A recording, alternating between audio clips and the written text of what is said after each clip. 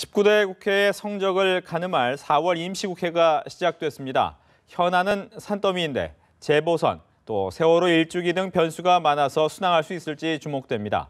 이상돈 중앙대 명예교수와 정치권의 주요 이슈 진단해보겠습니다. 안녕하십니까? 네, 안녕하십니까? 네, 4월 국회 시작이 됐는데 잘 될까요? 잘 돼야만 되겠죠. 네. 근데 뭐니 해도 저는 연금 개혁 그게 제일 중요하다고 봅니다. 그래서 현재 뭐 공무원 노조 네. 등등에서 상당히 좀 반대를 하는데 어느 정도 국민적 공감대는 있는 사항이죠. 저는 그래서 야당이 이 문제만은 다른 이슈와 좀 연계하지 말고 정부와 좀 마음을 터놓고 대화해서 좀 마무리하면 좋겠습니다. 네. 말씀하신 거 이제 야당이 좀 어떻게 보면 목소리를 내달라라고 하는데 목소리 못 내는 이유가 있을까요?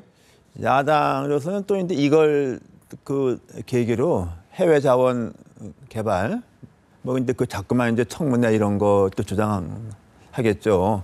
그러나 이제 그런 것도 있지만은 좀 이 문제만은 좀 야당이 좀 마음을 터고서 네. 좀 하면 좋겠어요. 그래서 박근혜 정부가 이거 못하면 말이죠. 건강보험 개혁도 못합니다. 그러면 박근혜 정부는 산적한 우리 현 시점에서 해야 될 개혁을 아무것도 못하고 임기를 끝날 수가 있어요. 저는 그래서 이번 국회 좀 안 되면 임시국회가 더 하더라도 그건 꼭 하면 좋겠습니다. 네.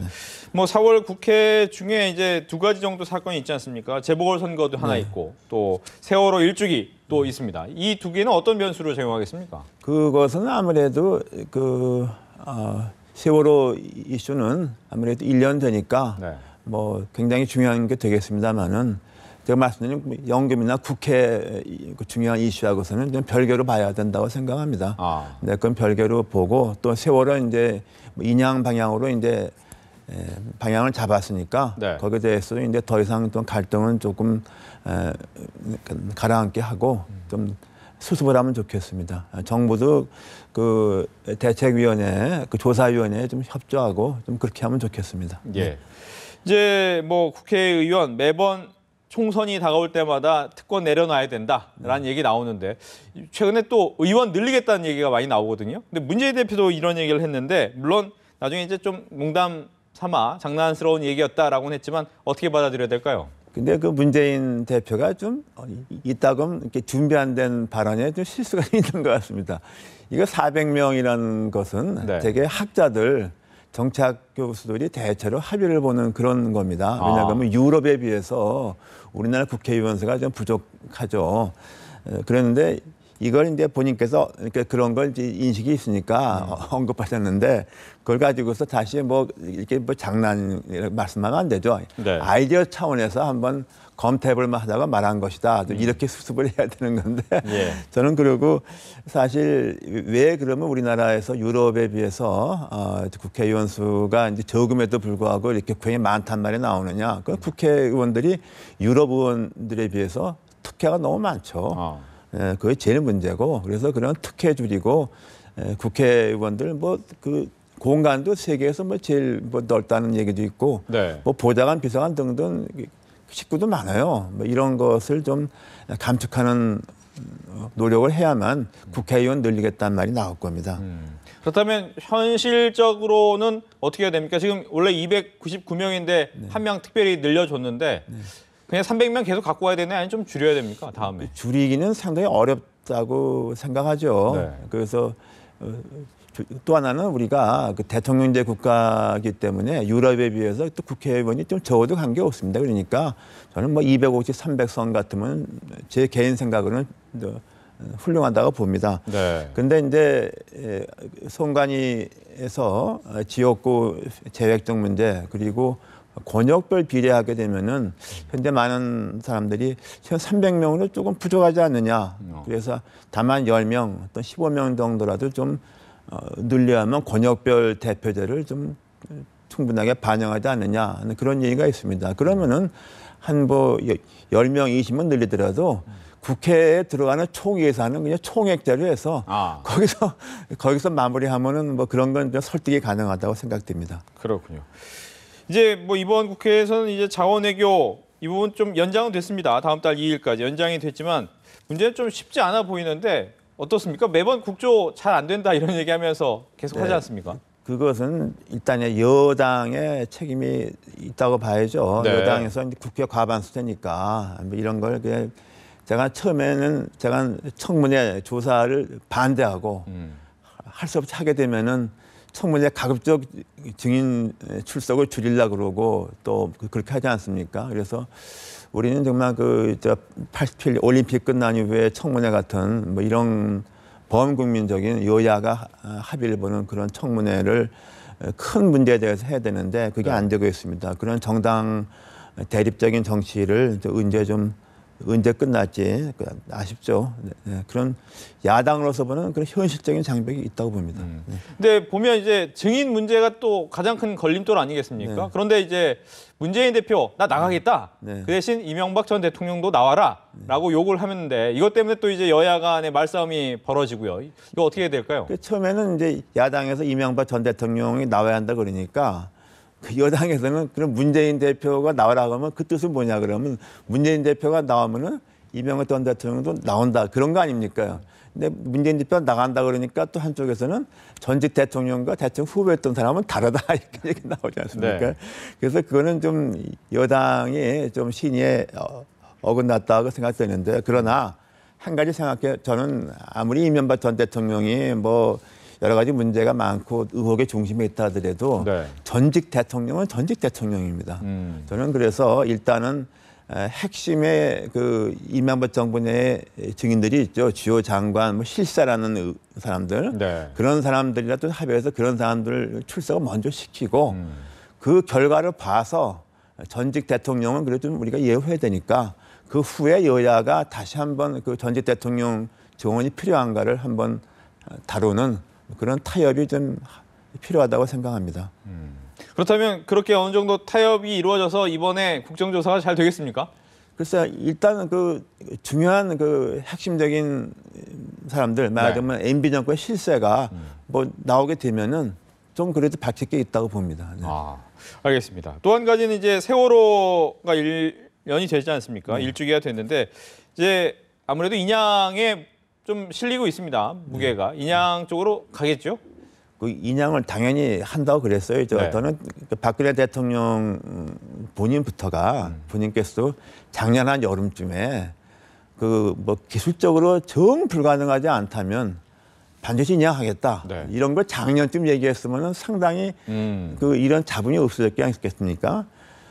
그리고 또 하나는 그 뭐 주무장관이 여론조사 얘기를 했지 않습니까? 그렇죠. 근데 그건 정부 정책에서 여론조사를 한번 참조하는 거지 거기에 결정하겠다는 게 말이 됩니까? 그러면 사드 미사일 배치도 여론조사에서 결정하겠다. 그러면 그게 얘기가 됩니까? 우리 국가 안보에 관한 우리 입장, 비용, 효과 이걸 검토하고 여론은 한번 참조하는 거죠. 저는 그래서 이건 주무장관이 굉장한 말실수했다고 생각합니다. 네. 그렇다면 이제 말씀하신 것처럼 조금 선제적으로 박 대통령이 지난해 정도에 얘기를 했었어야 되는데 뭐 이번에 그래도 1년 되기 한 열흘 정도 전에 이야기를 한 부분을 가지고 많은 정치권에서는 선제적 대응으로 잘했다라는 평가는 많더라고요. 이건 어떻습니까? 네, 그렇죠. 뒤늦었지만은 일단 해보다가 정 기술적으로 불가능하다고 그러면 못하는 거 아닙니까요? 근데 처음부터 뭐 마치 정부가 무엇을 기피하는 것처럼 그런 인상을 주지 않았습니까? 난 그래서 박근혜 대통령이 좀 이런 이슈에서 좀 처음부터 좀 이렇게 국민의 공감이 있는 뭐 이런 걸 좀 뭐라 그럴까요? 좀 자꾸 선제적으로 모두 하면 그러면 훨씬 지금 정부가 좋았다고 봐요. 네, 네. 이것도 좀 뒤늦은 감이 있습니다. 네.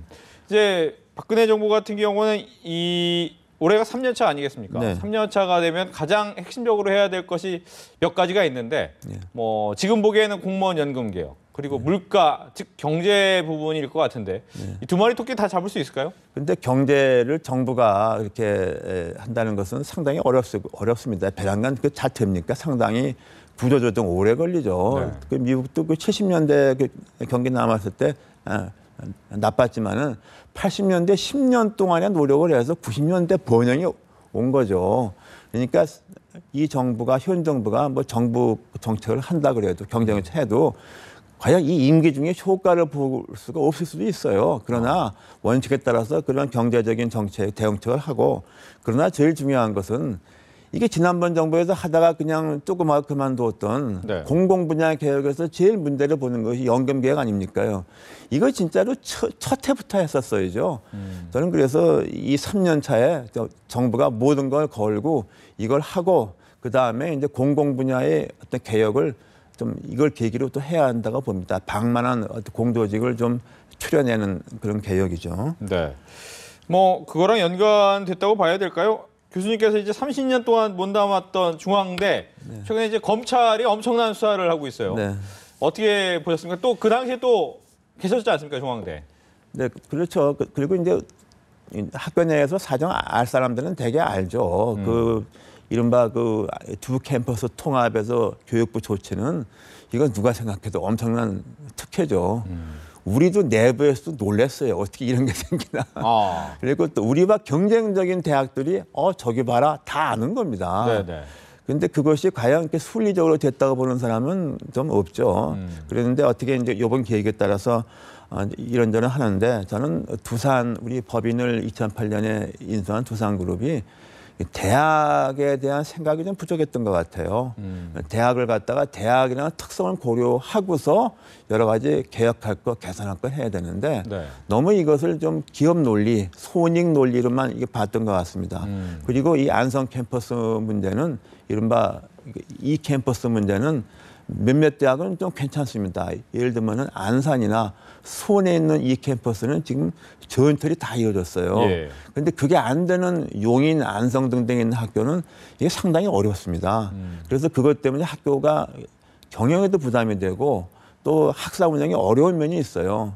근데 그런 것이 문제인 문제지만은 그걸 갖다가 어떻게 편법으로 어떻게 풀다가 이번 사건이 그냥 크게 터진 거죠. 네. 말씀하신 것처럼 이제 그 당시 이제 재직하던 교수분들께서도 이거 어떻게 가능하지라고 놀랄 정도였다면 많은 의심이나 그런 생각을 좀 얘기가 오고 갔겠네요. 대부분 그 짐작을 했죠. 그 현 법인하고 그 네. 박범은 전 총장하고 가까운데 뭐 청와대에 있으니까 그러지 않겠느냐. 대충 상식적으로 추측은 했는데 네. 뭐 이번에 뭐 그냥 드러나고 말았죠. 네. 문제는 이렇게 이번에 이렇게 일이 드러나면서 혹시 이 검찰의 칼끝이 어떻게 보면 이명박 전 정부의 핵심 실세하고 또 연결되는 거 아닐까? 뭐 이런 생각도 든다고 말이죠. 언론 핵심 실세 하는데 사실상 그 중앙대 동문 중에서 좀 유력한 분이 있었죠. 네. 네, 그리고 또 현재 그 박근혜 정부 들어와서 뭐 쉽게 말씀드리면 서청원 의원님도 제가 학장할 때 중앙대 총동창회 동문했습니다. 그러나 예. 서 의원 같은 분은 MB 정부 때는 뭐 감옥도 가고 뭐 그랬으니까 관계없는 일이고. 그런데 이제 과연 뭐 거기까지 이 문제가 거기까지 거슬러 올라가느냐 그건 잘 모르겠습니다. 그러나 최소한 또 두산 그 법인 이건 두산 그룹 문제는 아닙니다. 두산이 법인을 운영하는 말이죠. 중앙대 법인이죠. 예. 그것이 두산 사람이라는 거죠. 두산인에 대해서 말하는 건 아닙니다. 예, 그 중앙대 법인과 그 다음에 현재 총장, 부총장 같은 사람들은 책임을 면하기 어렵다고 봅니다. 네. 이제 뭐 오랫동안 또 학계에도 몸담으셨지만 많은 사람들이 고민하는 것이 인기 학과, 또 인기 없는 학과, 학과도 없어지고 말이죠. 나중에는 또 이 학과 없어지는 데 대해서 또 논란도 많은데도 어쩔 수 없고 하지만 통폐합도 하고 도대체 학교는 어떻게 운영이 돼야 되는 겁니까? 우리 그 한국 대학이 지금 적정 수보다 대학생 수가 너무 많죠. 대학이 너무 많고 아무리 온건하게 봐도 전체 대학 정원이 한 20-30%는 좀 감축해야 된다는 얘기 자연스럽게 나오고 있습니다. 네. 그리고 또 하나는 한국 대학이 그 교육단이라고 부릅니다. 단과 대학, 대학원, 학과 이게 너무 많아요.